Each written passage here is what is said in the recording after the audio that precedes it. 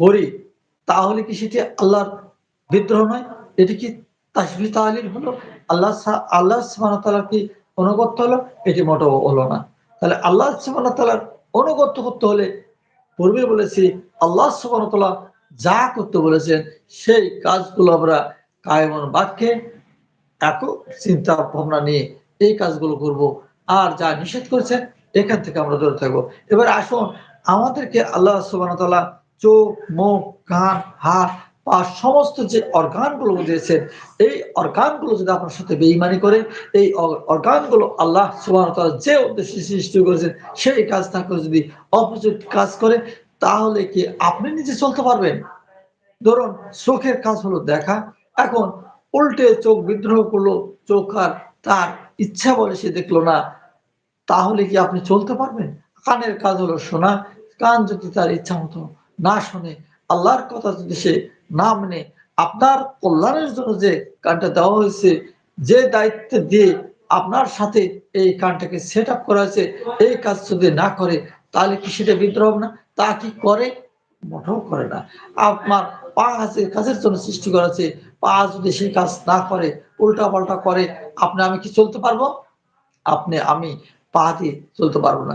ঠিক এমনিভাবে আমরা যদি কল্পনা করি আমার দেহের যে অর্গানগুলো তৈরি করা হয়েছে, এটি যিনি তৈরি করেছেন অর্থাৎ আমার এই যে সুন্দর অবয়ব দান করেছেন এবং এই অবয়ব শুধু দান করে ক্ষান্ত নয়, অবয়বটা যেন সুন্দরভাবে তার জমিনে সুন্দরভাবে যেন চলাফেরা করতে পারেন, এই সমস্ত বিধি ব্যবস্থা করে যিনি দিয়েছেন তার এবং এই কাজগুলো যদি হাত, পা, মুখ এবং চোখ এগুলো যদি উল্টাপাল্টা করে, অর্থাৎ মুখের কাজ হাতে, হাতের কাজ পায়ে, পায়ের কাজ চোখে, চোখের কাজ দেখা যাচ্ছে অন্য কোনো অর্গান করছে, তাহলে কি আপনি মানুষ যে সুচিন্তিতভাবে চিন্তা করছেন, এই কি চিন্তা করতে পারতেন?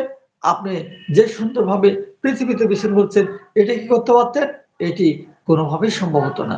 তাহলে এটা কি হতো? তাহলে আপনার দেহের মধ্যেই বিশৃঙ্খলতা হতো। অথচ দুর্ভাগা মানুষ আমার দেহের হাত, পা, অঙ্গগুলো তার যথাযথ জায়গায় যে আদেশের সৃষ্টি করা আছে, সেখান থেকে সেই কাজটা করা যায়, যা আপনার আমার অনুগত হয়েছে, সেই কাজগুলো এখানে বসে করছে।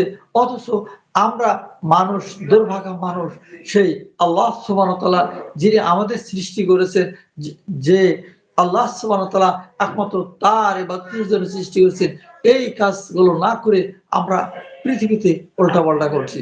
তাই আসুন আর নয়, আমরা সঠিক বুঝি।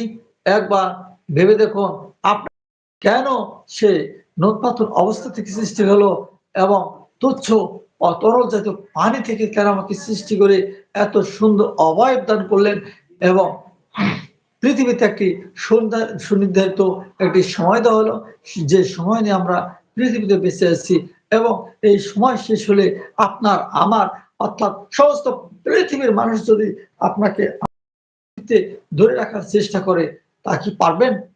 মোটেও পারবেন না।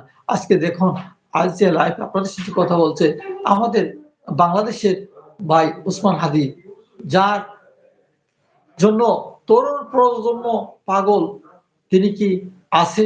সমস্ত বাংলাদেশের মানুষ কেন, সমস্ত পৃথিবীর মানুষ কি তাকে আর ফিরিয়ে আনতে পারবেন? অর্থাৎ আল্লাহ সুবহানাহু বলে আল্লাযী খালাকাল মাউতা ওয়াল হায়াতা লিয়াবলুয়াকুম আইয়ুকুম আহসানুল আমালা ওয়া হুয়াল আজিজুল গফুর। আল্লাহ সুবহানাহু ওয়া তাআলা সূরা মুলক ৬৭ নম্বর সূরার ২ নম্বর আয়াতে কারিমা বলছে, আমি মানুষ সৃষ্টিটাকে আমি কি সৃষ্টি করেছি? মৃত্যু, এরপর সৃষ্টি করেছি হায়াত, এরপর সৃষ্টি করেছি হায়াত। হায়াত সৃষ্টি করে দুনিয়াতে পাঠাইছি এবং এটি শুধুমাত্র মানুষদের পরীক্ষা করার জন্য। আল্লাহ সুবহানাহু ওয়া তাআলা আমাদের তার সঠিক বুঝ দান করুক এবং তার মত এবং মত হোক আমাদের জীবন চলার পথ ও মত। আল্লাহ সুবহানাহু ওয়া তাআলা আমাদের সকলকে কবুল করুক। আসসালামু আলাইকুম ওয়া রাহমাতুল্লাহ।